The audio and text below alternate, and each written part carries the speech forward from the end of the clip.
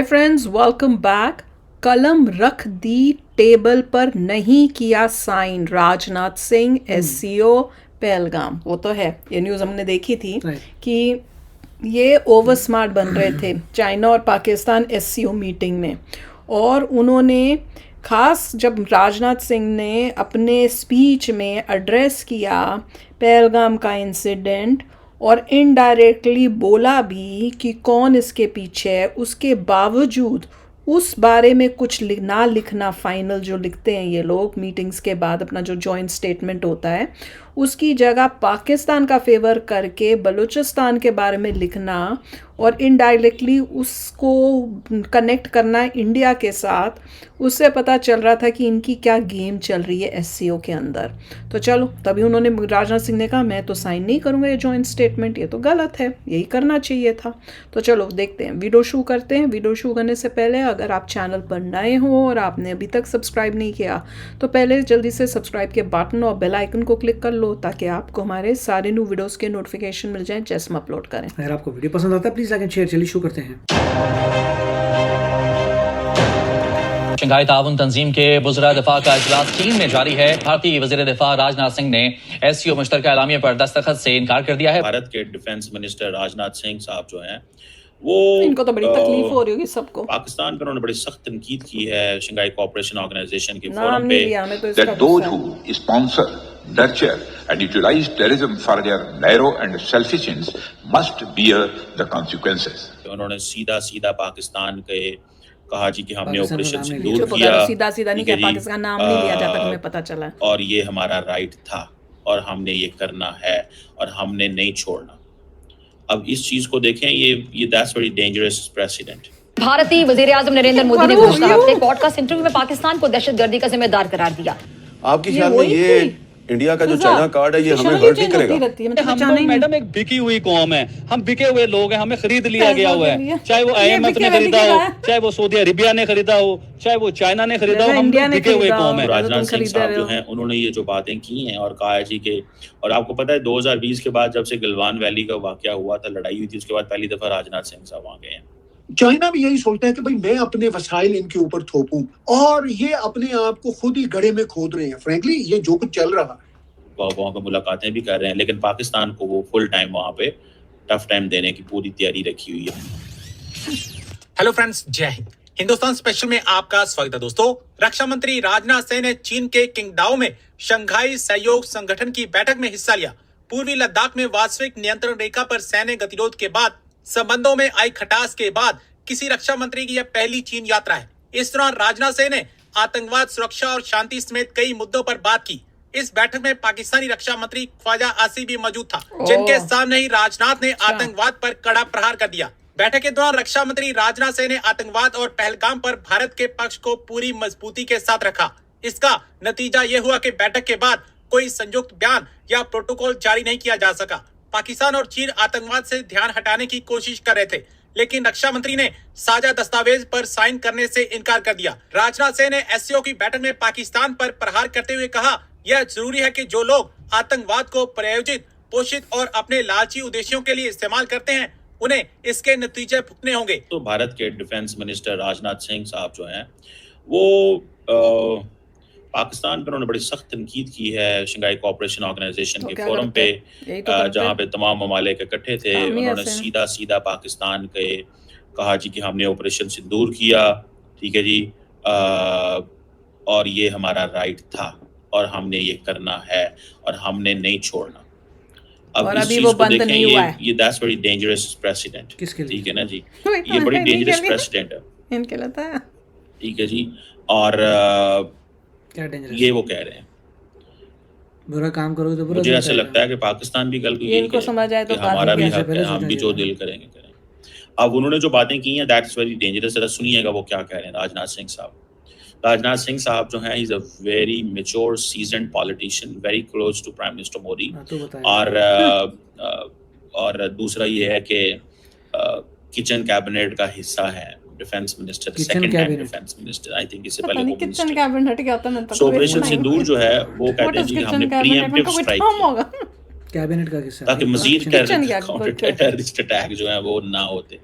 हमने उसी वक्त खत्म कर दिया पाकिस्तान के अंदर जो टेररिस्ट मुझे तो इंफ्रास्ट्रक्चर किचन याद आ गया खत्म कर दिया, इससे पहले के मजीद हमले होते, और वो क्रॉस बॉर्डर टेररिज्म को जीरो टॉलरेंस और जीरो टॉलरेंस फॉर टेररिज्म, ये आपको पता है कि ये this is the plea which India took, समझ रहे हैं आप? So I think that's where things are up to. मुझे थोड़ा सा अजीब लग रहा है। बहरहाल एनी हो, अब राजनाथ सिंह साहब जो हैं उन्होंने ये जो बातें की हैं और कहा है जी के, और आपको पता है 2020 के बाद जब से गलवान वैली का वाकया हुआ था, लड़ाई हुई थी, उसके बाद पहली दफा राजनाथ सिंह साहब वहाँ गए हैं।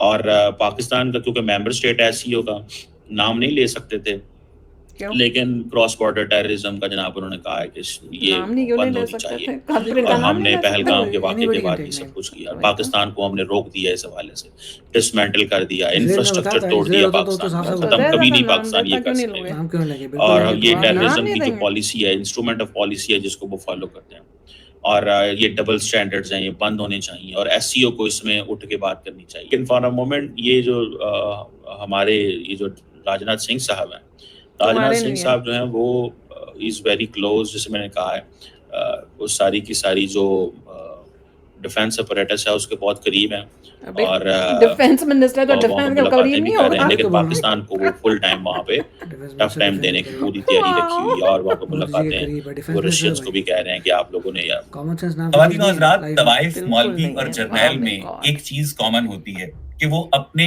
गाहक की मर्जी के मुताबिक अपने आप को ढालने की सलाहियत रखता है, और जो जर्नैल है वो तो क्या कहते हैं, हवाओं के रुख देख लेते हैं। उनको पता होता है कि अगर सोवियत यूनियन जो है अफगानिस्तान पे हमलावर हुआ है और अमेरिका को हमारी जरूरत पड़ी है तो वो लेट जाते हैं। फिर जब वॉर अगेंस्ट टेररिज्म आती है तो उसके बाद भी जर्नैल जो है पाकिस्तान की जो डेमोक्रेटिक विल है, चाहे वो सही है या गलत है, ये एक अलग बहस है, वो फिर से हाजिर जनाब कहते हैं। और उसके बाद अभी रिसेंटली आपने देखा कि पाकिस्तान के फील्ड मार्शल सिपा सालारे अजीम जनरल आसिम मुनीर, पता नहीं उनके नाम के साथ अब रहमतुल्लाह अलैह लगाना जरूरी हुआ है कि नहीं, अभी तक मुझे लगता है कि कुछ अरसे तक वो भी हो जाएगा, और अनकरीब वो अल्लाह ताला को ये भी हिदायत करेंगे कि अशरा मुबशरा में से हजरत साद बिन अबी वक्कास का नाम निकाल कर हजरत डोनाल्ड ट्रंप का नाम डाल दिया जाए। तो उन्होंने जनाब मुलाकात की है बुध वाले दिन, बाकायदा उसका मेन्यू भी इशू किया गया था सदर डोनाल्ड ट्रंप से, जो मुलाकात अपने अंदर उसका जो भी मामला रहा हो उस पर हम ताहिर साहब से बात करेंगे। देखिए, आपने अपने तबहीदी रिमार्क्स में बहुत सारी बातें की। मुझे पहले जुमले से थोड़ी सी इख्तलाफी गुंजाइश दीजिए। आपने कहा कि मुल्ला, तवाइफ और जर्नैल आपने एक ही सफ में खड़े किए। मैं इन तीनों में से तवाइफ बेचारी को निकाल देना चाहता हूँ। कौन है? क्योंकि जो तवाइफ है वो इनकी कैटेगरी में नहीं आती, वो बहुत बाइज्जत फर्द है। जो भी उसके मसाइल हो, खालिस जिस्म बेचती है, जो भी उसके मसाइल हो, मुझे नहीं पता कि वो क्या बेचती है। मैं ना तो ये जो इखलाकियात के खेल हैं कि कौन जिस्म बेचता है, कौन जमीन बेचता है, मैं इन चक्रों में बहुत नहीं पड़ता। मैं फ्रैंकली आपको बात तो इस पे हम अलग से पूरा पॉडकास्ट कर सकते हैं। मामला ये है कि चलिए अब हम जर्नैलों और मुल्लाओं की तरफ आते हैं। अच्छा, मुल्ला भी जैसे भी होते हैं वो मुझे गवारा इसलिए होते हैं कि मुझे पता होता है कि ये कहाँ से बोल रहे हैं। ठीक है, बाय गॉड। अच्छा, इनकी वो जो कमर चीमा है उसकी तो सुन के जैसे वो कह रहा था ना कि क्या तुमने कहा कि ऑब्वियसली तुम लोगों के लिए तो घबराहट तुम्हें तो होनी चाहिए, डर तो होना चाहिए, डेंजरस है वो, पता नहीं क्या बोला था। मैंने कहा तो और क्या है, तुम्हारे को क्या लग रहा था? और इन्होंने भी ठीक बोला, जब काम ऐसे करोगे तो उसका करने वाला है क्या जो प्रेसिडेंट ढूंढ रहा है। ओ, इससे मुझे याद आया, अभी हमने आज ही ऑपरेशन सिंदूर की मूवी जो है, जो वेस्टर्न कमांड ने अपनी मूवी बना के लगाई है अपने ही चैनल में, वो देखी है। ओए होए, उसको जरूर देखना, इसी चैनल के अंदर है। उससे पता चल रहा है कि इंडिया रुका नहीं है, अभी भी हम तैयारी कर रहे हैं। इसका मतलब ये है कोई इंटेल हमारे पास है कि ये पाकिस्तान जो है ये नहीं रुका अपने कामों से जिस तरह के वो करता है। और इंडिया ने इतना अच्छा, उसमें एक डायलॉग था कि उन्होंने बताया कि अब तो हमारे पास जो ड्रोन्स हैं, वो ड्रोन्स जो हैं उसकी हमने इतनी ज़्यादा क्वांटिटी, इस तरह से उन्होंने कुछ बोला था कि कर दी है कि अब तो तुम्हारे ऊपर ड्रोन्स का होगा प्रहार। और अब की बार हम ज़्यादा अंदर तक घुसेंगे और ज़्यादा मतलब जोर से जो है ना और तुमको उस तरह से करेंगे। मतलब मैं वर्ड्स यूज नहीं करना चाह रही पर समझ लो। राजनाथ सिंह जी ने इस बार जो भी किया है वो प्यार से बोला है, मगर चाहता तो इंडिया तो स्टाफ सब बोल सकता था कि तुम में ही प्रॉब्लम है, तुमने किया है, ये होगा। मैं साइन तो ऑब्वियसली नहीं करूंगा, मगर तुम्हारे मुंह पे बताना चाहता हूँ ये। पर इंडिया ने इनडायरेक्टली बात की है अभी भी कि चलो यार जाने दो, इनडायरेक्टली बात की है। नहीं करनी चाहिए। अब वो सिचुएशन नहीं है कि आप इनडायरेक्टली बात करो, जो बात करनी है वो टाइम आ चुका है, मेरे हिसाब से तो आ चुका है कि आप डायरेक्टली पूरा क्लियर नाम लेके बोलो। और ये जो चाइना जो बड़ा पाकिस्तान का साथ दे के घुमा फिर आ रहा है चीज़ों को, उसको भी क्लियरली एक टुक बताना पड़ेगा कि ये चलेगा नहीं। अगर ये तुम करोगे तो तुम्हारे ऊपर ये हो सकता है। मतलब इंडिया के अगेंस्ट अगर तुम करोगे तो फिर इंडिया तुम्हारे साथ भी वही ट्रीटमेंट रखेगा जो पाकिस्तान के साथ हम कर रहे हैं।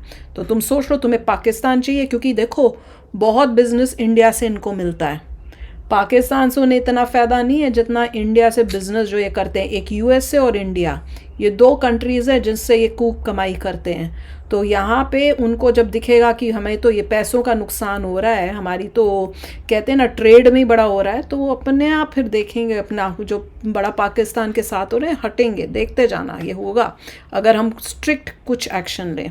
पर एनीवे दिस इज़ नाइस कि हमने साइन नहीं किया, तो एक मैसेज तो इनको चला ही गया कि तुम बेकार की ओवर स्मार्टनेस दिखाओगे तो साइन होगा नहीं। तो क्या हुआ, नेट रिजल्ट ये हुआ कि जॉइंट स्टेटमेंट आई ही नहीं। पर यह है कि भैया it was a total waste of time for everyone. तो एंड रिजल्ट एसईओ में कुछ नहीं हुआ।